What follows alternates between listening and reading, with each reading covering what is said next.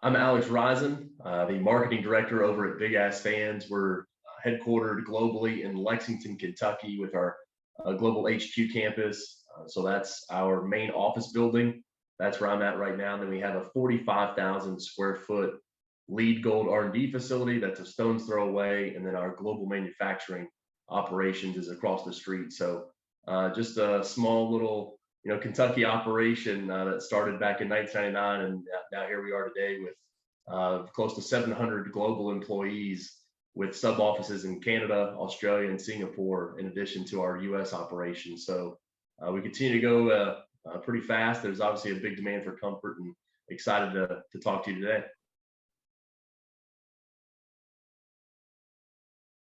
We started in 1999 as the HVLS fan company. And so most people, of course, have no idea what that means. Even today, we try to talk about it, and to some degree, the branded search, which we can, I'm sure, deep dive a little bit more into that. But, people search for Big Ass fans. They don't search for HVLS fans. So the founder, Kerry Smith, right, was really trying to get this HVLS mentality, high volume, low speed. Right? I can move a high volume of air at a low speed and replace the work of 50 to 70 smaller fans overhead. So it really, was more applicable, especially being in Lexington, Kentucky, with a lot of the agricultural applications. Think of a dairy barn, right? A cooler cow can produce more milk. And how do we do that really efficiently? And we could do that a lot more efficiently than the classic Lasco box fans, or right, something that's small, and having a bunch of those spread throughout a warehouse, or a big barn space. We can cool down any creature comfort, right, whether it's cows or people, by using a bigger fan. So that was kind of the initial concept, was here's this product that we have, and we know the application for it, but it's not very memorable. So in Lexington, again, central Kentucky, a lot of the phone calls that would come in once we did a few installations would be, pick up the phone, and they give you the, hey, my buddy just installed one of those Big Ass fans. He said to call you guys. And so once you start doing that for a while, you're like, wait a minute, maybe we should do a little marketing A/B test here, right? And put out the same collateral. The only thing that was different was the brand name, right? On one hand, we had the HVLS fan company collateral. On the other hand, we had the Big Ass fans collateral. That was still back in the days where, direct mail was still really prevalent, and that kind of thing. So the phone number that rang more was for Big Ass fans. Not just that it rang more, but it actually brought in better quality leads and a quicker conversion time as well. So not just the interest from people saying, hey, your name's Big Ass Fans, that's kind of neat or cool, what do you guys do? But it actually drove sales growth. So that's kind of the quick version of how it went. And obviously here we are today, and still Big Ass Fans, and just continue to add new product lines to that as well.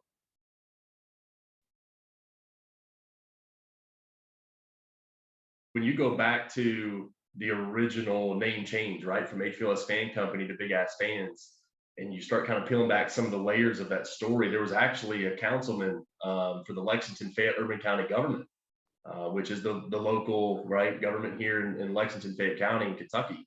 And he kind of made it, his mission, that he was going to get Big Ass Fans painted over, right? Because we had it as a mural on a sign that was on a very public road. In his opinion, that was vulgarity, right? And so you had, that's going to have to be painted over.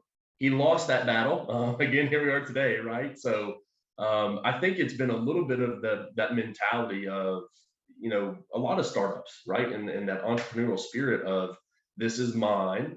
I'm going to do it the way I'm going to do it, right? I'm going to be successful. And you can't really, tell me otherwise, but you also can't have a name like Big Ass Fans without backing it up. If it was just a funny name, and we didn't have quality products, and we didn't have great customer service with higher net promoter scores than the likes of Apple, Tesla, Google, then you don't survive, right? You're a flash in the pan.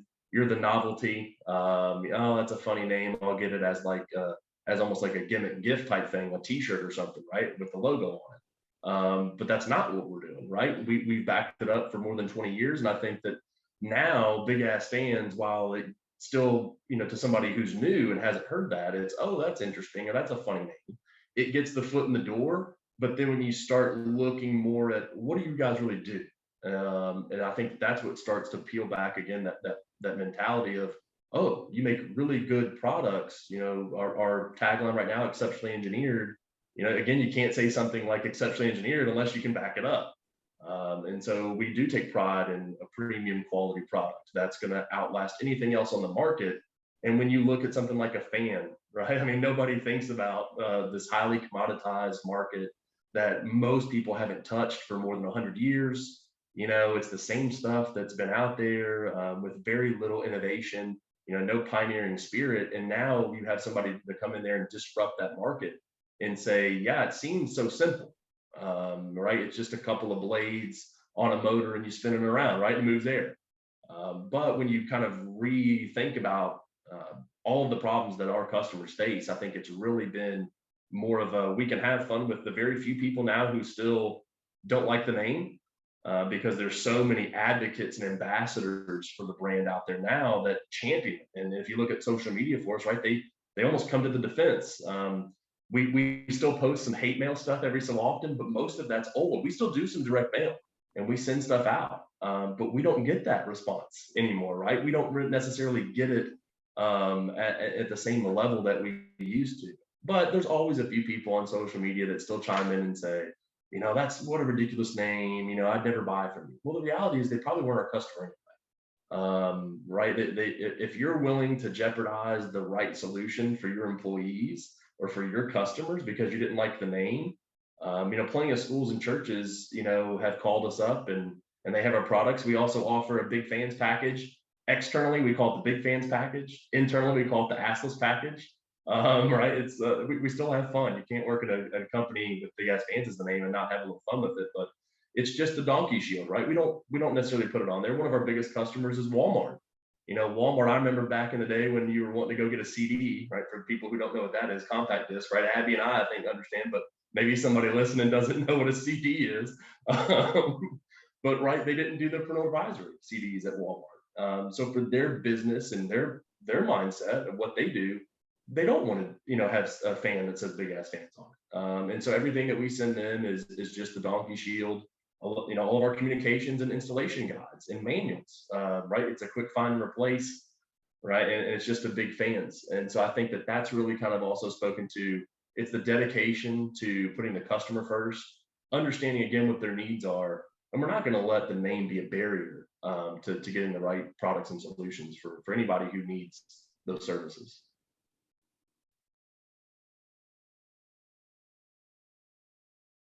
So when we've really got into that content marketing strategy, right? How can we continue to develop what our customers tell us their problems are? What are they Googling? What are they searching for? Right? And being able to come up in those instances is going to help them in those searches, right? And instead of taking it somewhere else that obviously may not necessarily have the same type of solution and really be able to solve the problem, we need to make sure that we're always out there and in front of those customers. And our bread and butter today, even though we got to start in agriculture, is the industrial market. And so when you think about anything from manufacturing, we are manufacturers, so we certainly understand the importance of having good air circulation, of having better indoor air quality.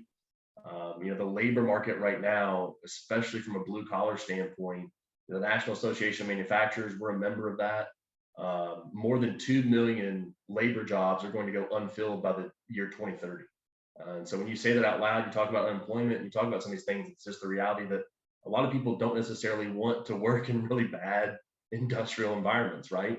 Obviously, COVID, the pandemic has kind of magnified that, maybe sped that along a little bit. And so we certainly realize that there's an importance and an impact that can be made by not just drawing attention to the fact that, again, as a manufacturer ourselves, how do we have a welcoming environment that employees want to work in? And so from a turnover perspective, right, we have, a significantly lower turnover. It's in the single digits, as opposed to the high and mid 30s that you're going to see from a manufacturing employer nationwide. And that's because we care about the environment. We want it to look right. We want it to feel right. We want it to be, again, inviting and welcoming, just like anybody else when you or I go to work, right, in an office setting. And so that's on the industrial side, but even on the commercial side, in an office building. Right? ASHRAE is the American Society of Heating and Refrigeration Engineers. They're kind of the preeminent, again, a lot of folks may not have known about ASHRAE before the pandemic.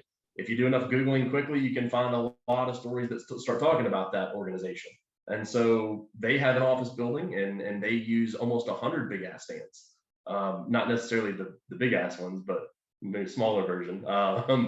But it's more of a traditional fan, but it ties into building automation. And by tying into building automation, you can do things like night flushing, bringing in more fresh air overnight, so that when you start in the morning, right, it's a lot cooler than it would have been. And then you can also tie in things like radiant ceiling tile panels, or running your HVAC less, and getting that offset for your thermostat. Even a degree or two is going to save you 6, 7%, annually on an energy bill. So when you talk about being able to provide a few degrees of cooling comfort from a ceiling fan, as opposed to just piping in more conditioned air, right? There's just a dramatic difference. So getting that out on the blog and letting people know that we have those solutions is just incredibly important, because they don't necessarily know, how do I solve this problem that I have? Energy, just like everything else, is increasing in price, right? So how do I try to combat that? Can I use less energy? Is that bot right? How do we achieve those goals? And I think it has definitely shown the light here the past few years on just more sustainability initiatives, more resiliency in building, and in construction, and reducing greenhouse gas emissions and carbon footprint. Those are real things and tangible things that a lot of the Fortune 500 companies and a lot of just other smaller businesses are starting to focus on.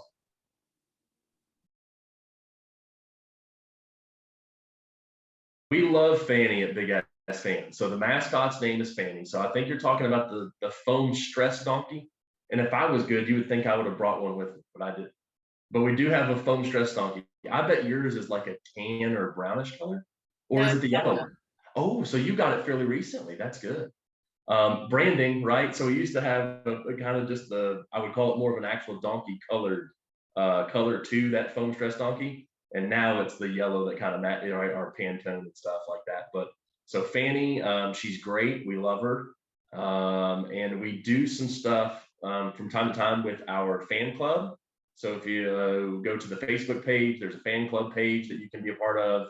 We'll do some different contests and stuff to try to get even some of the people who aren't necessarily customers but benefit from our products. Again, on the industrial side, there's so many people that benefit from a big ass fan in one of their warehouses or manufacturing facilities, but they're not necessarily the decision maker that puts it in, right? They're not holding the operations, money bag, and gets to make the decision, but they love it once we're in. And so we'll send, the donkeys, we'll send some shirts or koozies and that kind of stuff. And obviously those people love it, and they just love telling people, hey, we just got big ass fans at my place, or hey, did you get them over at your place? And so it is kind of that, that the marketing verbiage, I guess, the tribal mentality of you're a part of that club, right? And it's not just, oh great, my place went with the cheap ones again, right, or whatever. Like, they're just trying to placate us, right? Like, we went and got the real thing, and it's we're actually getting the benefits we need. And so they love the foam stress donkeys. We have them at trade shows, right? We throw them at people. If you've never been to a trade show, sometimes it's like you're just people are walking around, they're doing this on the phone, right? And they're not paying attention when they walk by big ass fans. And so we'll give them a little, little something, and kind of hit them in the back or something, and let them know we're there. And they turn around, they're like, what in the world, big ass fans? Like, you guys are crazy. And you don't mind being out there. And so that's one of the ways, again, that we can get the name and the brand out there. People leave them on the desk, right? You said it, it's a tchotchke. It's a great starting conversation, thing of, I've seen a lot of different foam stress things, right? The earth, just the, classic ball or a shape or something. And so how do you plus that up and make it, again, a really, a lasting part of your brand? And we've had foam donkeys now for, almost 20 years. And so it is one of those things where you can see people that even on TV, there was something on Food Network. It was, I think it was David Bronstad. It was a show they were doing of Candyland. And so they went back to see how the sets and stuff were being made. And of course, as a big ass fans employee, you can recognize Fannie pretty quickly. And so they go back, and he's showing them an AutoCAD drawing on his computer. And he has Fannie sitting right on top of the laptop, and almost like a camera blocker. um, for the people that I guess don't like to have the cameras on. So it's just neat to always see that, and people do share it on the fan club and enter those contests and kind of take it around like a, not Where's Waldo, but the almost like the Where in the World's Carmen Sandiego, I guess, right? Like, and kind of serialize it and take it with them. And it is neat to see just how far your brand can go. And customers do, again, in Australia, Canada, Singapore. You think about the Middle East, people share pictures, and some of our distributors, when a client or a customer, says, "But this fan's great, I love it. What else can I get?" Right? Like, just let me be a part of the brand. I want that. I want that experience and mentality. And so they'll give them a couple of the tchotchkes and or a hat and something, and they just love the fact that they have this very external piece in addition to the fan that's installed or in place. I can't always show everybody that, but I can wear the hat, I can wear the shirt, I can take around the little fondant and go, isn't this neat? And so it's definitely helped from a marketing perspective to really generate that brand awareness.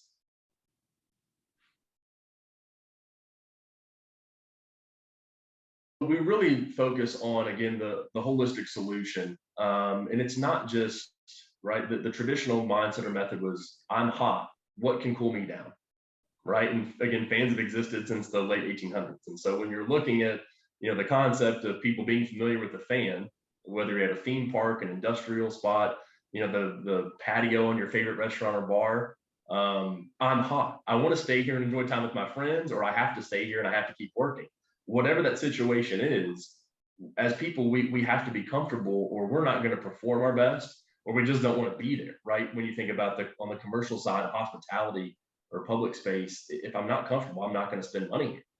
And so it's really important to make sure that we're out in front of those people. But how do we communicate actually getting a true solution? Because it's not one size fits all. Buildings are very different from one another. And so when you think about a non-conditioned industrial space versus, as you mentioned earlier, a conditioned office, there are a lot of different aspects of that. On the industrial side, or a non-conditioned space or an outdoor patio, our software that we have, it's called Spec Lab. And it's basically the real scientific fan nerd version of this, would be, it's a computational fluid dynamics analysis. What that means for most people, if you're not familiar with a running CFD airflow analysis, is it just shows you where you need to put fans. We also sell heaters, right? We've expanded that portfolio, so it shows you maybe in the winter where you need to put a heater, instead of just placing them kind of ad hoc, around and saying, well, now this person's too cold. Well, they need to be hotter over here too, right? And all of those things, even something like the R value of a window. Again, very very technical things, but when you're next to a window in the winter, right, you're typically cooler because you're having thermal loss through that window. And so just understanding those elements and understanding what each person's space looks like, we basically create that space in this digital format, right? This piece of software. And then we show them exactly the benefits that they're going to get before they even purchase.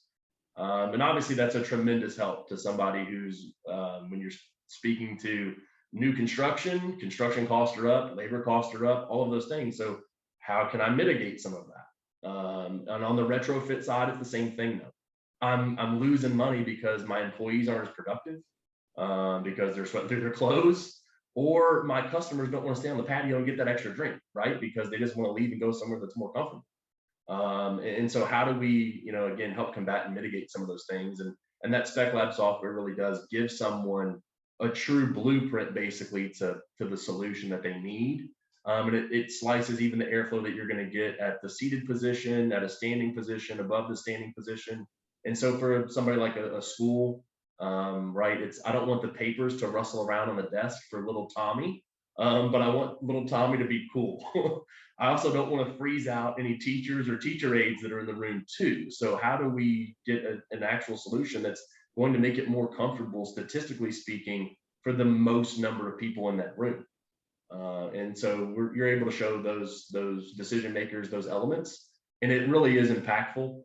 Orange Theory Fitness was one of the most recent customers, and that was part of their reason of purchasing.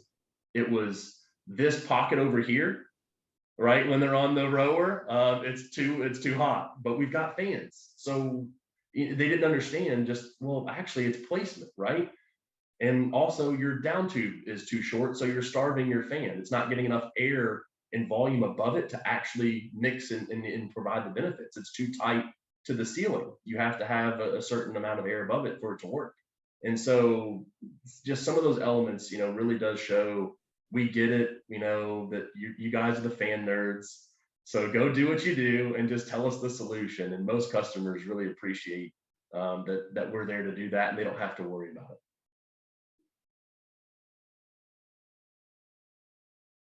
We do a lot of work with Cal Berkeley. They have a thing called the Center for the Built Environment out there, and right, you piece together everything from CLO, which is your clothing, to your metabolic rate. Right, if I'm in a factory doing heavy machinery and all that stuff, you have to provide them more feet per minute to evaporate this sweat from your skin faster. Versus if I'm just sitting in an office, right, you're typically a lot cooler, even if you just turn the fan on really low. And that is another thing too. Our fans have variable speed, and traditionally, right, the ones in my house, it was on or off or low, medium, high, right? Like you didn't have all of these, literally dial into the exact percentage that you need for a certain situation. You're not wasting any additional energy. And again, it's all these small things that just add up. And I never thought about it before I started here, so it was kind of neat. And I think if you like all of the buzzwords and right, and where we're pushing things from a sustainability standpoint, you're kind of looking back, oh man, this is really cool, and never crossed my mind, never thought about it.